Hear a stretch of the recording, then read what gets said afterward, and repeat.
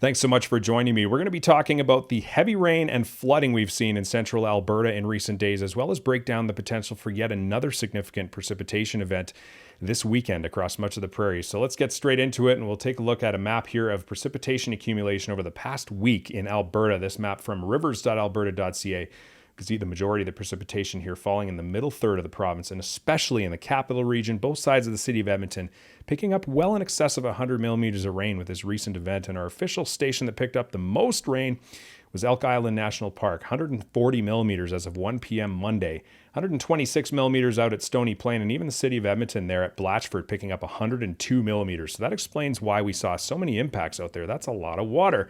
This tweet here from Kim in southwest Edmonton, showing stormwater ponds here at capacity. Lots of overland flooding with this event here. This tweet also from Shelby out by Josephburg, northeast of Edmonton, showing flooded fields. We had road washouts. We had flooded basements.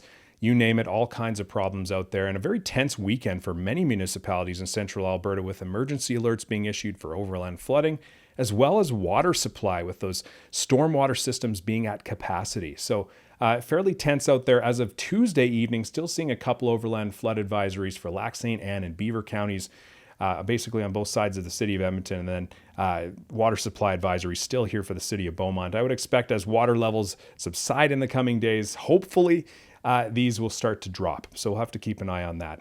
This is largely an overland flooding driven event. This is not a river flooding event. You know, we can see there are high stream flow advisories through the middle third of the province, but we're not seeing much in the way of river flooding yet. We're certainly seeing high flows, and we'll see if subsequent precipitation start to cause any potential risk of flooding along our rivers. But in general, this is largely an overland flooding driven event, as we see saturated soils just not able to absorb that rainwater that's coming down. It runs off, pools into low-lying areas, and causes that overland flooding. If you live in the city of Edmonton and you think that this is the wettest June you've ever experienced, well, you're right, unless you've been alive since before 1914, because you've got the second wettest June on record now, with 203 millimeters of rain as of the end of June 22nd. The record to beat for the month is 216.5 millimeters, and that certainly seems attainable given the potential for more wet weather toward the end of the month. And of course, at Edmonton International, they've got a shorter period of record there, so it's already the wettest June on record there. So, 14 out of 22 days this month receiving accumulating precipitation. It has been a wet June. And again, like I say, you entered this storm system with abnormally wet conditions already. That's why we saw such rapid flooding with this storm, as opposed to other storms where, the ground is dry, the rain doesn't come as quickly. You're not going to see comparable issues. What's coming in the next few days? Well, let's take a look here at the European ensemble. A forecast of winds in the middle part of the atmosphere, about 5 kilometers above the earth here. And this is a map of Canada.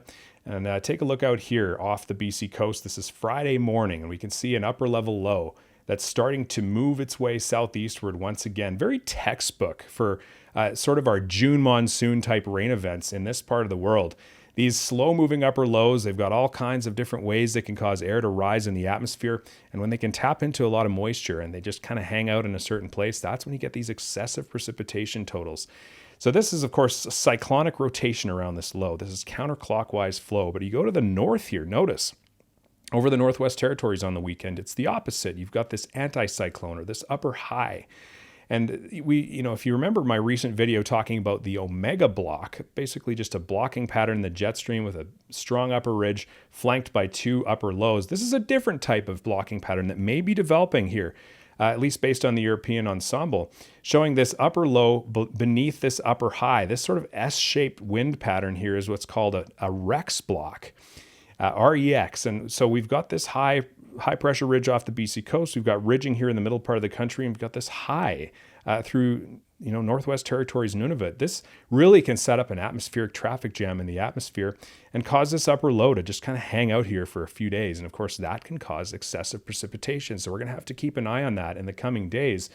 This is really drawing into a lot of moisture as well. This is a forecast showing precipitable water, which is a measure of moisture availability in the atmosphere, basically from Saturday morning. And it's really drawing into a stream of moist air coming out of the central United States and drawing back into that low. So again, tapping into that moisture, kind of hanging out there for several days, could pick up significant precipitation. And what that looks like here on our 5-day height anomaly, same at 500 millibars. Again, that just shows really strong upper troughing signal there in the northwest states, and that ridging there over northern Canada. So this could really block the flow of this storm system and cause it to just hang out here for a few days, delivering excess precipitation. So what that looks like on our precipitation forecast here, starting Friday morning, looks like this system's going to start to get going late day Friday and then just kind of hang out across parts of the prairie, much of the prairie provinces, and even into British Columbia, covering a fairly large area through the weekend, hanging out, dilly-dallying there right into early and maybe even middle part of next week before it moves on. So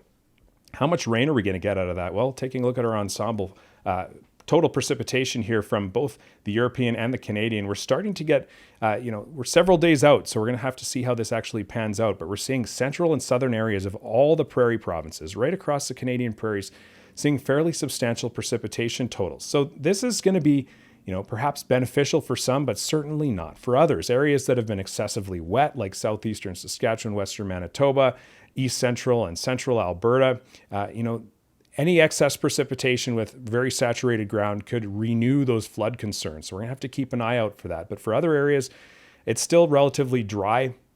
This may be a little bit more beneficial. And especially if you think about places like northeastern BC, we've got really dry conditions out there in the Peace. We've been really wet through central and eastern half of Alberta, but it's been really dry in this region.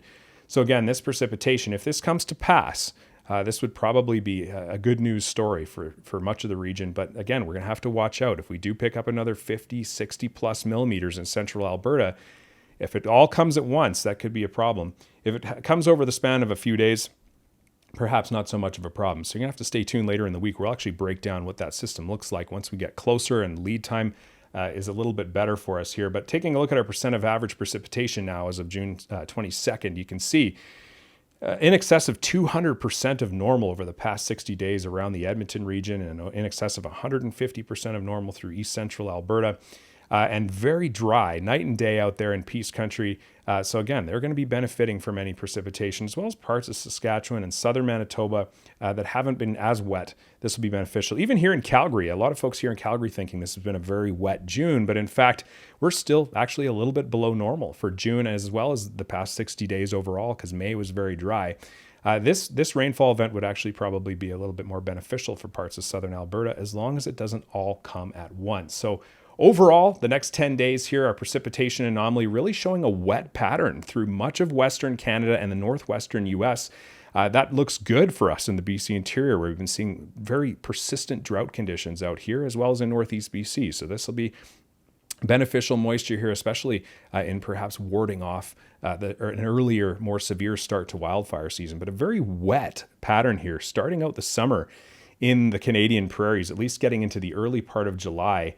And how that looks for our temperature anomaly or difference from normal for the next 10-day period. Again, that cool signal really across the western states, the southern prairies, much of BC, save for the interior valleys there, but much warmer there, as you can see where we had that upper high there. Northern Canada, northern parts of the prairies, a lot warmer. So if you've been waiting for a hot, dry summer and you've had enough of the rain and you're in the Canadian prairies, you got to wait a little bit longer. We'll see how the rest of the summer pans out, but certainly the end part of June and the beginning part of July, we could still see relatively cool and wet conditions persisting. If you like the video, please give it a like and please subscribe to the channel. Thanks so much for joining me, and we'll talk to you next time.